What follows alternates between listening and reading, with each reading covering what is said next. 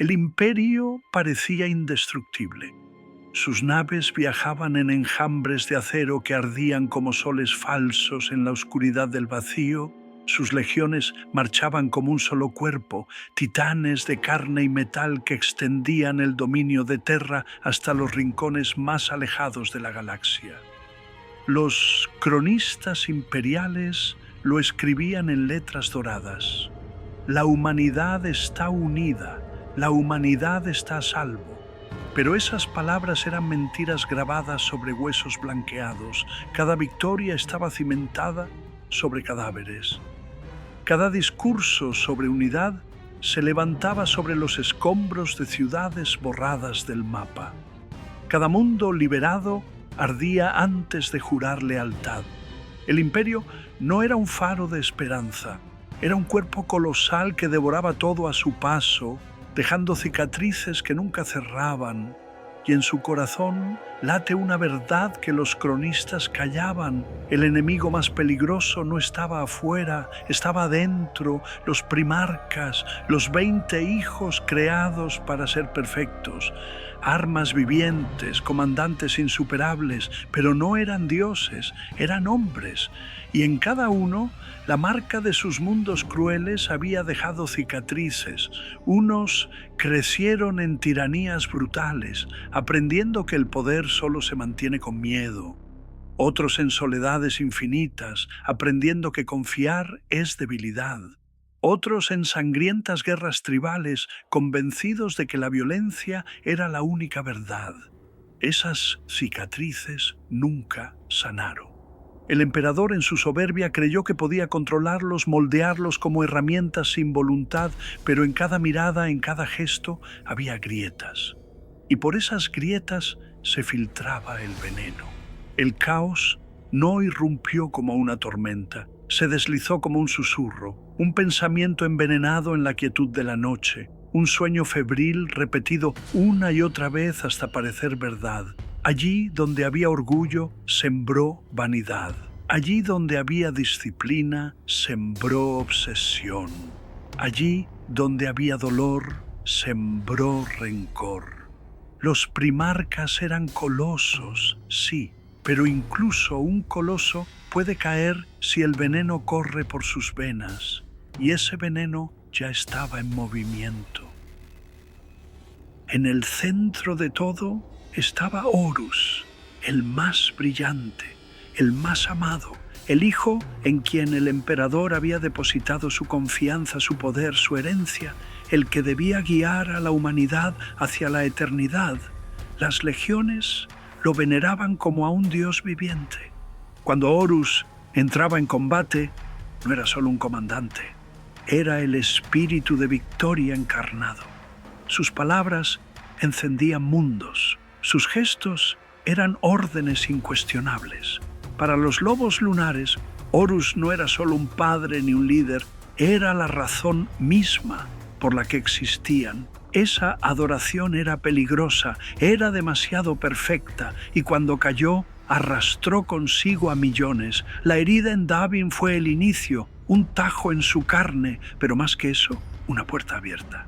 Su sangre empapó la tierra maldita, y en su fiebre fue llevado a la disformidad. Allí no encontró silencio ni curación, allí lo esperaban voces. Los dioses oscuros no lo recibieron con cadenas, lo recibieron con ternura. Lo rodearon de imágenes que explotaban su duda más profunda. Le mostraron a sus hermanos mirándolo con celos. Le mostraron al emperador distante, frío, ocupado en su gran proyecto en Terra y olvidando al hijo que había sido su mano derecha. Le susurraron: no eres amado, eres usado, no eres un heredero, eres un peón, y junto al veneno ofrecieron el remedio, el poder absoluto, el lugar que merecía, la libertad para dirigir el imperio, no como carcelero, sino como verdadero salvador. En su delirio, Horus lloró, no por arrepentimiento, sino por el dulce alivio de escuchar lo que en secreto siempre había temido. Aceptó la mentira porque la mentira le daba sentido. Y en ese momento, el Hijo amado se convirtió en el heraldo del caos.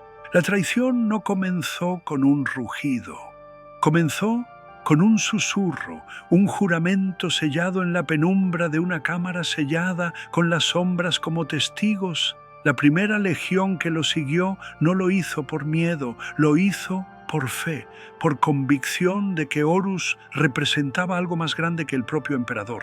Juraron lealtad no a Terra, sino a él, y con ese juramento el imperio fue herido de muerte. El primer mundo en caer no fue recordado en los registros imperiales, fue borrado. Un planeta agrícola, pacífico, que había jurado lealtad a Terra décadas antes. Horus lo eligió como prueba, envió legiones contra él con el pretexto de una herejía inventada. Lo que siguió fue masacre. Los marines descendieron no contra enemigos armados, sino contra campesinos y familias. Las ciudades ardieron en horas, las calles se llenaron de cuerpos, y por primera vez la sangre derramada no fue de xenos ni rebeldes, sino de los propios hijos de la humanidad. Los que se negaron a obedecer la orden fueron ejecutados por sus hermanos. El aire se llenó de gritos ahogados por disparos, de juramentos quebrados, de la amarga certeza de que algo irreparable había comenzado. La primera batalla fratricida terminó en silencio. Solo humo, cenizas y cadáveres. Y un imperio que no comprendía todavía que su verdadero enemigo ya no estaba en las estrellas, estaba en sus propias filas. La traición se propagó como una plaga. Un sistema tras otro comenzó a caer bajo la influencia de Horus. Un capitán convencía a su compañía. Una compañía arrastraba a un capítulo entero. Y pronto mundos enteros ardían bajo guerras civiles. Lo que había sido la Gran Cruzada se convirtió en una carnicería. Marines contra marines.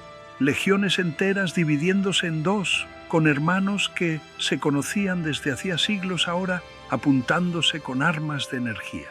Y entonces llegó Istvan, la masacre que selló la condena del imperio. Horus reunió a varias legiones fingiendo que aún eran leales y los envió al matadero.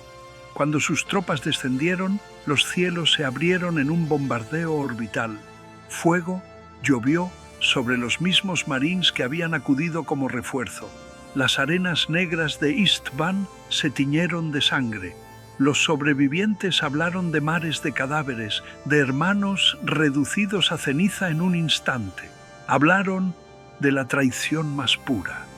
Compañeros que hasta el último segundo gritaron el nombre del emperador antes de ser traicionados por aquellos en quienes confiaban.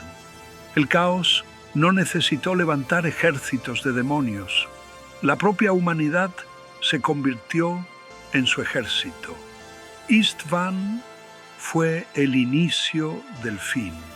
No había marcha atrás. Mientras la galaxia ardía, el emperador permanecía en Terra, encerrado en su proyecto secreto, obsesionado con abrir el Webway y asegurar el futuro de la humanidad, pero esa obsesión lo cegó. No escuchó los gritos de los mundos en llamas, no vio las cicatrices de sus hijos, no comprendió que el enemigo no estaba más allá del velo de la disformidad, sino en su propia casa. Los primarcas, sus hijos, sus generales se convirtieron en su ruina y él no lo vio venir. El arquitecto del imperio no supo ver que había construido su obra sobre cimientos podridos. El padre no supo ver que su hijo favorito ya no le pertenecía. Cuando finalmente comprendió, ya era demasiado tarde. Horus no era un primarca caído, era el heraldo del caos. Y millones lo seguían.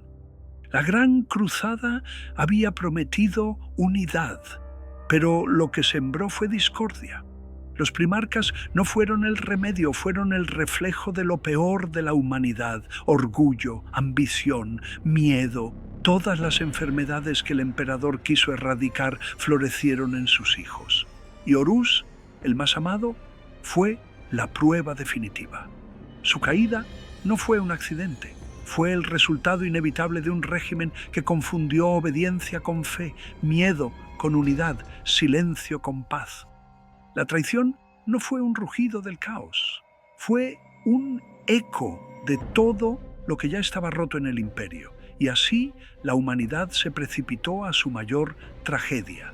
No sería destruida por alienígenas ni demonios, sería destruida por sí misma. Ese fue el verdadero inicio de la herejía de Horus, el comienzo de la guerra civil más grande de la historia, la semilla de la condena eterna.